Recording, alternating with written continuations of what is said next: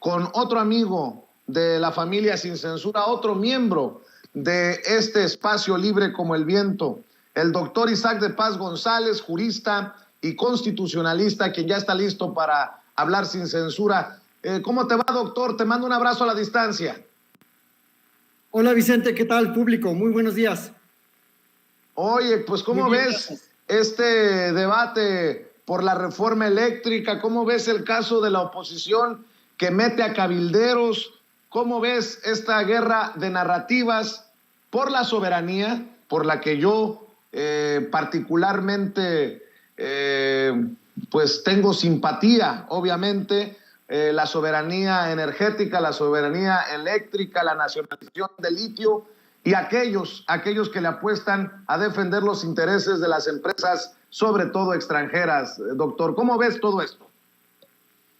Bueno, pues ayer vimos un espectáculo muy lamentable, una violación abierta al reglamento de la Cámara de Diputados al permitir el ingreso de ese cabildero de la empresa italiana Enel.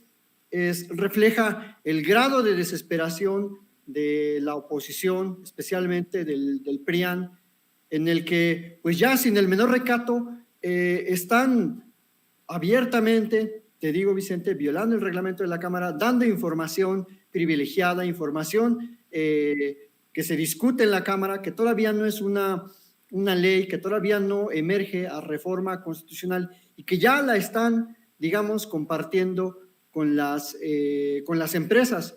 Creo que es un espectáculo muy lamentable de la oposición y, por supuesto, refleja la continuidad de la visión de ese sector del PRI, del PAN, para seguir entregando la riqueza nacional, en este caso la riqueza energética, y por supuesto el trabajo de toda la nación a las empresas extranjeras. Es un descaro ya total, Vicente, esta forma de querer extorsionar al pueblo de México, porque no es una negociación política, Vicente. Aquí es muy sencillo. Están a favor de una política energética que beneficie a la sociedad, que permita la redistribución de la riqueza, que permita que la gente viva de manera digna, teniendo costos accesibles a los energéticos, o la otra postura, la que está tomando la oposición, es totalmente decantarse a favor de las empresas, a favor de que nos exploten, a favor de que suban los precios de la luz, a favor de que suban todos los precios en consecuencia de los alimentos, del transporte, de los enseres, de los costos educativos, porque a la energía se asocia todo lo demás. Así que creo que es una gran traición que, si sucede lo que ya anticipa el diputado Fernández Noroña, que no aprueben esa reforma constitucional, creo que estamos en el preámbulo de una nueva traición de la oposición al pueblo de México, Vicente. Si se da esta traición, como dices, doctor, que también es un término que utiliza el presidente Andrés Manuel López Obrador, el presidente ya ha dicho que va a mandar una reforma a la ley minera para proteger el litio, porque el litio es el que estaría preocupando u ocupando a muchos de estos cabilderos. Más allá de este debate de las empresas eléctricas, está el litio de por medio, doctor. Sí, Vicente, mira, bueno, por un lado, si nos ponemos a pensar de manera ya técnica, la validación por parte de la Suprema Corte de la ley de la industria eléctrica ya es un freno a estas empresas. Por un lado, a las empresas del sector energético, de la industria eléctrica en particular, ya la Corte estableció que esa ley es acorde a la Constitución, que el Poder Legislativo y el Poder Ejecutivo legislaron de acuerdo a las reglas constitucionales y, por lo tanto, con esa ley ya se va a poder reorganizar y reordenar a la industria eléctrica. Y como tú bien lo señalas y como ya lo señaló el presidente, bastaría con una reforma de tipo legal, es decir, una reforma que no requiere mayorías calificadas, es decir, no requiere las 2/3 partes de diputadas y diputados, para que se blinde la extracción, la producción, la comercialización, todo lo que tenga que ver con el litio y con otros minerales, Vicente, porque por cierto, la ley minera es una ley que no se ha tocado desde hace aproximadamente 20 años, un poco más, y el sector minero en México, Vicente, y estos son datos de las propias mineras, generan al año 800,000 millones de pesos, es decir, casi la cuarta parte del gasto público nacional. Entonces, si se reforma la ley minera, no solo nos vamos a poder, digamos, reorganizar en torno al tema del litio, sino también al oro, a la plata, porque México todavía produce muchísimo oro, muchísima plata, cobre. Estamos dentro de los países que producen pues las mayores cantidades de esos tres metales en el continente. Así que bastaría una reforma legal, como tú lo dices y como lo dice el presidente, para blindar, para poner orden y para recuperar el dominio directo, el dominio público de esos minerales que son estratégicos, Vicente.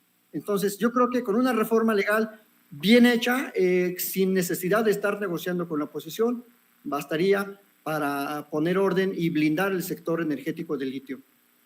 Oye, me imagino, doctor, que para ti fue fascinante estar al pendiente de estos debates en la Suprema Corte de Justicia de la Nación, y para mí resulta verdaderamente encabronante escuchar a la oposición reducir todo a están vendidos con el presidente los manda. Pues no vimos eso en la Suprema Corte de Justicia de la Nación. Esas son ganas de torcer la realidad. Lo que ocurrió en la Suprema Corte de Justicia de la Nación fue un debate intenso, una votación cerradísima, y estuvo a nada precisamente ese sector que no comparte la visión, el proyecto del presidente Andrés Manuel López Obrador de que se declarara inconstitucional la ley de la industria eléctrica. Afortunadamente, 4 ministros salieron a dar la cara y evitar precisamente que se declarara inconstitucional. Sí, Vicente, es una total mentira que el presidente influye en la Corte, Vicente. O sea, lo que hemos visto en distintos momentos en la Suprema Corte han sido debates muy plurales, con posturas que posiblemente no comparte el presidente o no comparto yo con algunos ministros y ministras. Y la verdad es que hay bastante independencia judicial. Hoy más que nunca hay independencia judicial en la Corte. Hoy los ministros, las ministras pueden votar conforme a sus posturas. Y creo que la mayoría que estaba intentando declarar inconstitucional la ley en la Corte, con todo el respeto que me merecen, les hace falta un análisis del trasfondo social y de las implicaciones que tiene esta reforma o que tuvo esta ley de la industria eléctrica. Creo que la Corte ya está dando un paso hacia adelante al validar la ley, pero, ojo Vicente, la Corte desde el año 2003 había establecido la ilicitud de esa figura tan controversial como es la figura del autoabastecimiento, porque sí nació como una figura necesaria para propiciar la productividad de las empresas, pero nunca esa figura, ni en la Constitución ni en la ley, les permitía revender el exceso de energía que producían y subirlo a las líneas de transmisión. La Corte desde hace casi 20 años, en el 2003, había declarado ilícitos esos contratos. Entonces, no está haciendo tampoco nada nuevo la Corte validando esta ley de la industria eléctrica. Y sí, es una total mentira de la oposición que la Corte está plegada a los intereses del presidente. En todo caso, la Corte está fallando a favor de los intereses de la nación. Y creo que aquellos ministros y ministras que no votaron para validar la ley, les hace falta muchísimo análisis de justicia social energética, que es un asunto de vanguardia y que estamos viendo en otros países del mundo cómo el sector energético, dominado por los particulares, está abrumando a la sociedad, a la economía social. Entonces, creo que ha sido una decisión muy buena, muy discutida, y creo que la Corte va a seguir en ese camino.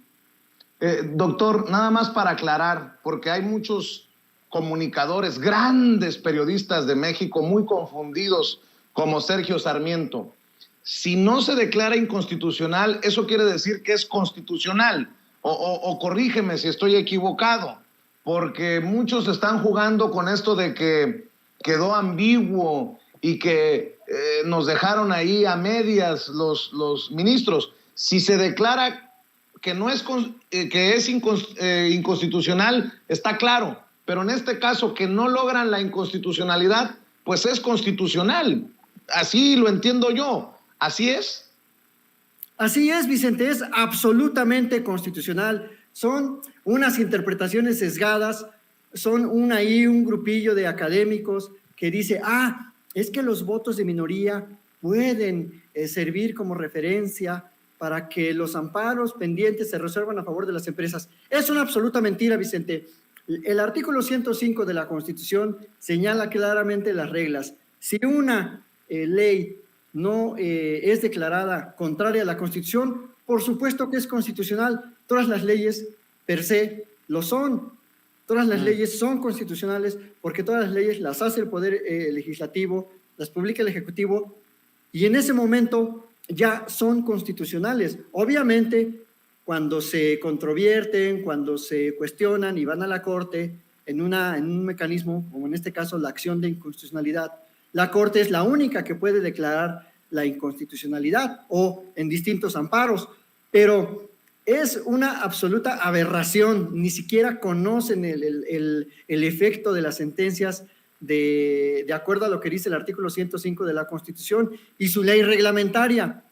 Entonces, creo que son puras patadas de ahogado, son tergiversaciones, son interpretaciones trasnochadas del efecto que puede dar la Corte en una votación. Por supuesto que la ley, y no solo esa, todas las leyes son constitucionales, a menos que se declare lo contrario, pero ¿cómo sería un absurdo, una locura absoluta, una insensatez decir que, como no la declaró constitucional y como no logró la invalidez, entonces la ley es inconstitucional? Es un absurdo, Vicente. Creo que están ya tomando sustancias, no sé de qué tipo, este tipo de periodistas y algunos colegas académicos, creo que están muy, muy mal informados, porque eso equivaldría a que en todos los casos en que la Corte no ha declarado la invalidez de otras leyes, también serían inconstitucionales y sería un absurdo porque tendríamos que hacer una revisión histórica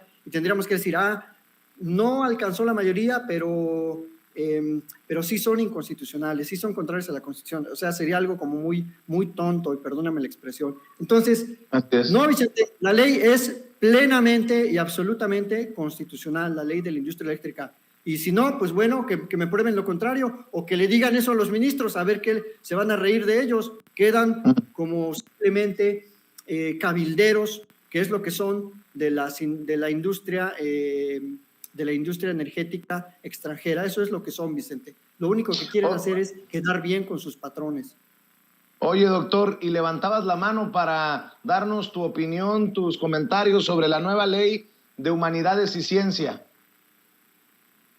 Vicente, bueno, esa es una discusión también bien importante que ahorita está, digamos, en segundo plano, dada la naturaleza de las discusiones de la ley de la industria eléctrica y la reforma constitucional, pero se viene también un debate muy, muy álgido sobre la nueva ley de humanidades, ciencia, tecnología e innovación, porque va a poner orden en el sector de la ciencia, va a reorganizar a quienes participamos, a todos los actores, universidades, gobiernos municipales, estados, centros de investigación, y va a acabar también con la corrupción que hubo durante muchísimos años en esas transferencias ilícitas del CONACYT hacia las empresas y hacia cierto grupo consentido de gente que se dedica a la investigación, y que eso se traducía en una inequidad con otras regiones, con otros centros públicos y con otras universidades que hacemos investigación. Así que se viene también una disputa, no tan álgida como esta que estamos viendo, pero es una disputa importante porque en este país nunca había existido una ley integral. El anteproyecto que mandó el Ejecutivo es completo, tiene todo lo que una nueva ley tiene que tener, y ahí también pues tenemos que apoyar muchísimo porque hay mucha corrupción también en el sector de la ciencia y la tecnología. Sobre todo también están metidas, como siempre, las empresas queriendo sacar raja, queriendo obtener recursos, cuando son ellas las que estarían obligadas a invertir en ciencia. Quieren que todo lo haga el gobierno a su favor y quieren dejarnos a las universidades o a las normales o a los centros públicos hasta el último. Entonces, también esa ley tenemos que apoyarla, la gente se tiene que enterar porque es una ley muy importante que va a reorganizar el sector científico mexicano. Querido doctor Isaac de Paz González, yo siempre agradecido con tu generosidad.